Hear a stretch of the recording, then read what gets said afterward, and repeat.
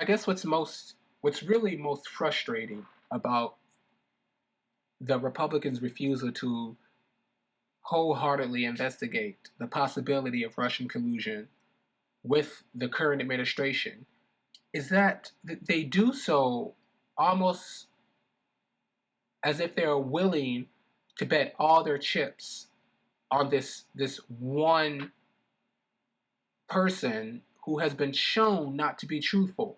It's they are putting party over country simply for the fact that they don't want to be seen as I don't know. I don't know why they do it. I don't know. And I've been scratching my head because it's like they care more about holding on to power than they do about using that power to to benefit the people that they're supposed to be representing. And it's it rings of the familiarity of the dangers of forming political parties that George Washington talked about in his farewell speech. Up until now, I just thought that, well, yeah, political parties they can be dangerous because they cause unnecessary competition between citizens who really should be brother in arms against any foreign invasion. But now I'm really starting to see what he means by what he meant because he's dead. Unlike Frederick Douglass, who is doing great things, amazing things. I'm excited to see what he'll do in 2018. But what George Washington meant, in my mind, by in warning of the formation of political parties, is that now you will get people who are more loyal to the party that they are a part of than their country. And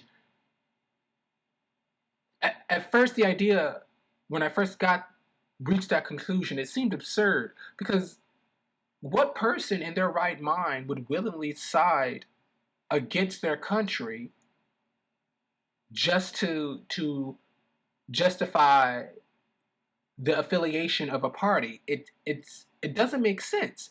But now, in the year 2017, we've seen no less than 6 or 7 Republican, it's just so hard to tell the difference.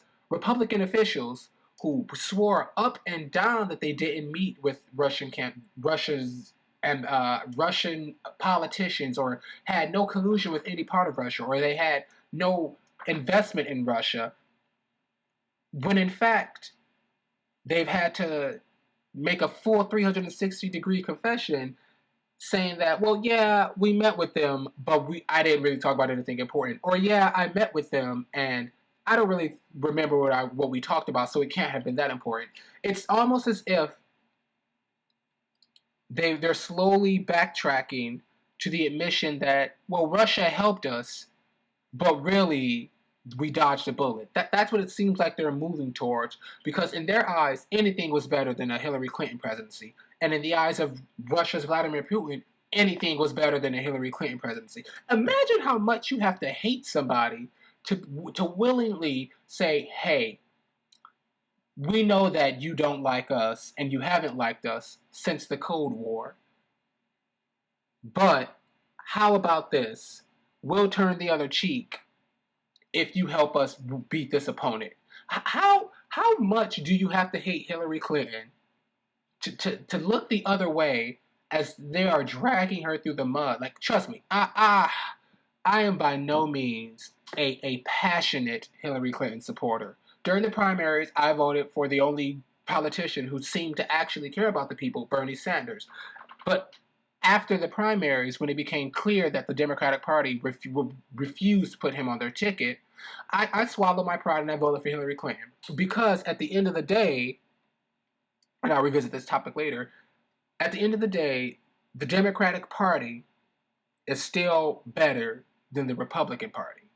And I can say that in full confidence because it's not the Democratic Party who thinks the minimum wage is too high, or most of the Democratic Party. Again, this is where I have to split hairs, and I'll get back to that later. But it's not the Democratic Party who thinks that fracking doesn't lead to earthquakes. It's not the Democratic Party who thinks that global warming is a hoax thought up by the Chinese. It's not the Democratic Party who spent the last 8 years of pure obstructionists deciding that they would do nothing with the current president simply because he was a Democrat. That's what they say. I mean, it might have had something to do with, like, he was the first one. Man, what first president was he? Man. Oh yeah, he was the first black president. But they're not racist, because if you bring that up, man, that'll get them in a tizzy. It's like they were so desperate to gain control of the White House after already having controlled the Senate and the House for at least 6 years, that they were willing to do whatever it took to win. And I know what I'm saying sounds like, man, all Republicans are bad, because let's not forget, the Republicans didn't just hand Donald Trump the nomination. Donald Trump beat out 10 or 11 other career Republicans who have actually been in politics, who actually had experience in career service and leading the public service industry. And for some reason, that's who the Republican base chose. It might have had something to do with his willful denial of reality and his obfuscation of facts as they were presented to him. He's going to build a wall. Yeah, but that's not racist. He's going to strengthen up our police force so that they can crack down on this lawlessness crime, despite the fact that crime is at an all-time low and the murder of police officials is also at an all-time low. He's going to empower the community so that we don't have to worry about ourselves. He's gonna stop these refugees from coming in, because they're the ones we have to worry about, even though you're more likely to be killed by somebody with a gun, an American citizen with a gun, than you are to be killed by a refugee. Despite all those facts, his base ate up this belief that their way of life was threatened. The coal industry, man, they got to get those coal jobs back, despite the fact that every other civilized industry, civilized first world country is realizing that global warming is a danger and is moving away from using coal as an energy source. China is actually building large solar plants to help them harness energy so that they don't have to use fossil fuels. So if global warming is a hoax thought up by the Chinese so they can be the sole manufacturer of coal, why aren't they using coal? Why aren't they sticking to the coal fossil fuel industries? It's because they realize, because the effects of climate change, or the effects of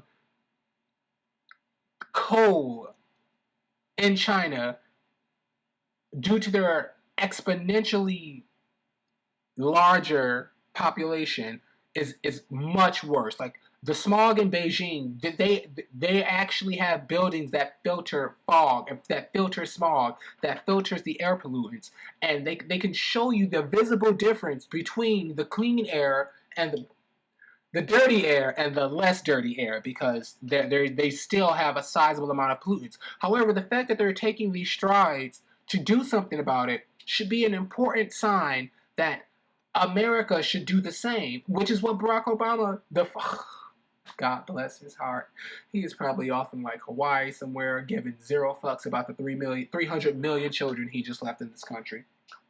And by children, I mean adults, teenagers, we're American citizens. They are the parents who just left the house to the uncle who doesn't know how to raise children. And who knows if they'll ever come back? Probably not. And his administration took groundbreaking steps to fight climate change, to make sure that America will be on the forefront of reducing the amount of pollution that we're putting into the air, since we're also at the forefront of innovation and production and things like that. If only the current administration believed in climate change, because they just rolled back those protections because they don't want it to kill jobs. They don't want it to interfere with profit. Who's going to be buying your products if all the people who you make them for are dying from air pollution?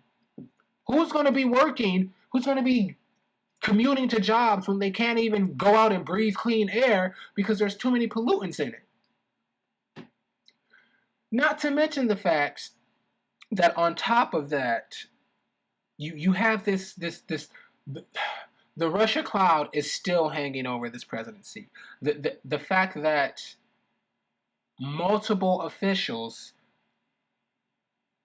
are being brought to testify before Congress as to their whether they met with Russia or not, as to whether Mike Flynn, you're a retired general who was supposed to register as a foreign agent, didn't, met with Russia, and then the day that this came out, Donald Trump, the current president, had the audacity to say that he 100% believes that Mike Flynn is innocent, even though Mike Flynn himself admitted that he lied. Like, at what point do you have to stop this cognitive dissonance and just acknowledge the fact that Republicans care more about their own party than they do about the American people or their country? At this point, you have to acknowledge a simple fact.